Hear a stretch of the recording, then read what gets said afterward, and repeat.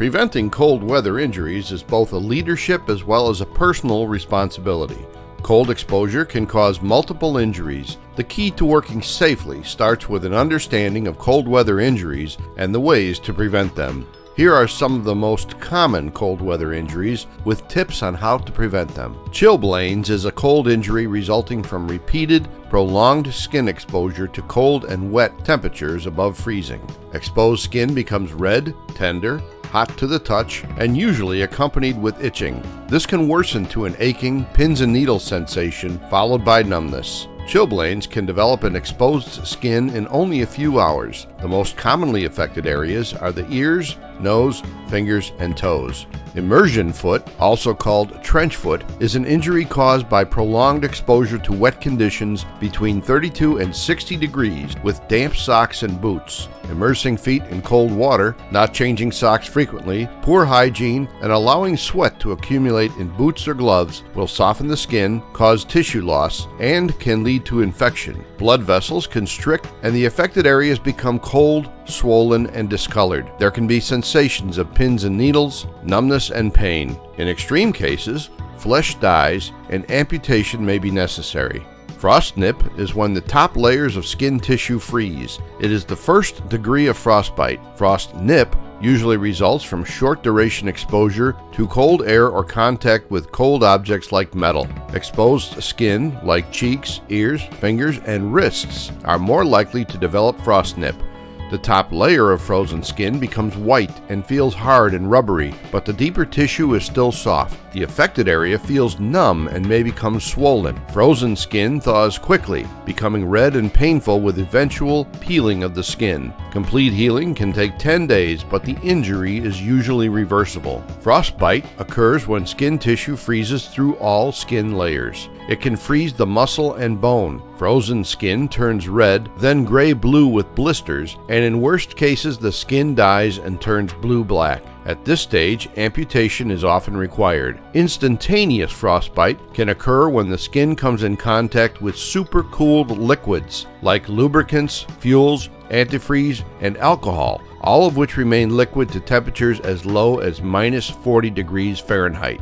Hypothermia is a potentially life-threatening condition that is defined as the general cooling of the body core temperature below 95 degrees. Normal body temperature is 98.6. Hypothermia sets in when the body heat lost exceeds the body's heat production due to prolonged cold exposure. Although hypothermia is usually associated with cold climates, it can occur at temperatures well above freezing, especially when a person is exposed to extended wet conditions. Signs and symptoms of hypothermia change as the body temperature falls. Mental functions typically decline first, including an inability to make decisions, slurred speech, disorientation, incoherence, irrationality, and unconsciousness. Muscle functions deteriorate with shivering, loss of fine motor ability, such as being unable to control your hands, followed by stumbling, clumsiness, and falling. In severe cases, shivering ceases and the victim becomes stiff and unable to move. Pulse and respiration rates decrease, causing unconsciousness, irregular heartbeat, and death. Unfortunately, early signs and symptoms of hypothermia can be difficult to recognize and may easily go undetected. Dehydration is a lack of water in the body, and most people associate dehydration with hot weather conditions. However, it is very easy to become dehydrated in cold weather, and many individuals fail to drink enough liquid and underestimate fluid loss from sweating. For more, see our video on winter's hidden hazard.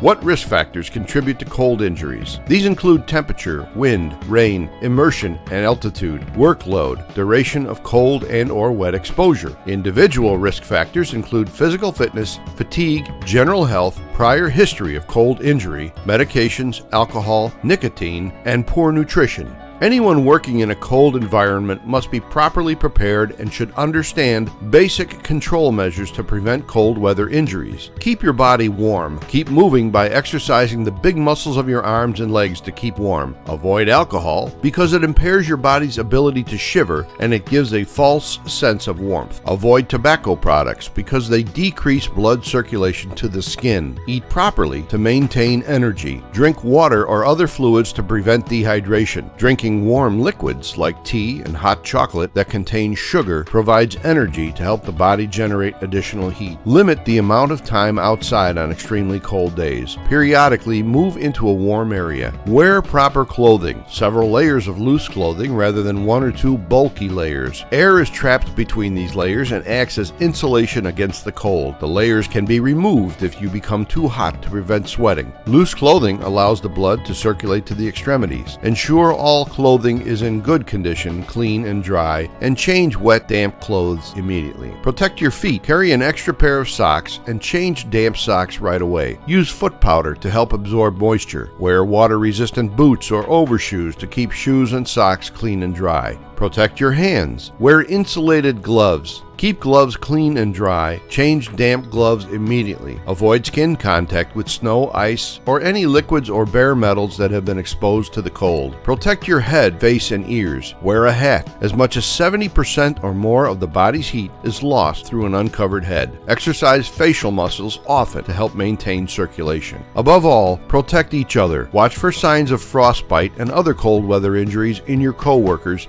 and immediately get help for anyone showing any sign or symptom of cold injury.